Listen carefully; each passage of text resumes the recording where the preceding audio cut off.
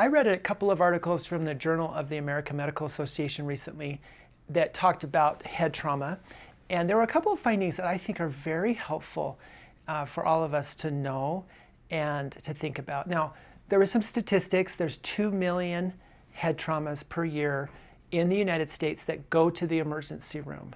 And of those, 220,000 are hospitalized and 64,000 pass away from the head trauma.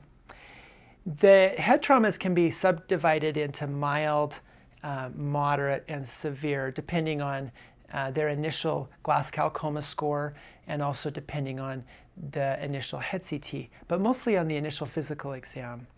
The journal looked at progression of patients over a 5-year period after a head trauma, and some significant things were found. First, patients with a mild head injury may have substantial economic consequences from the head injury. They can't perform their job as well as they used to. They don't make as much money as much as they used to.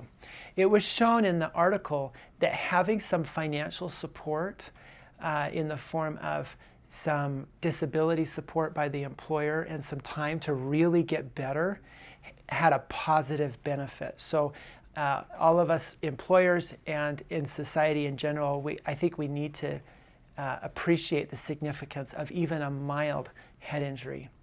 Another thing that was fascinating to me is the brain is more able to recover from head injury than previously thought. And some of the patients were making improvements even after a year's period of time, all the way through the 5-year period. Not all of the patients. Some patients plateaued and never really had much improvement, but there were a percentage of patients that did improve even a year or 2 after their head injury. So that may provide some hope for people. A final observation is that the mortality rate of patients after a head trauma is higher.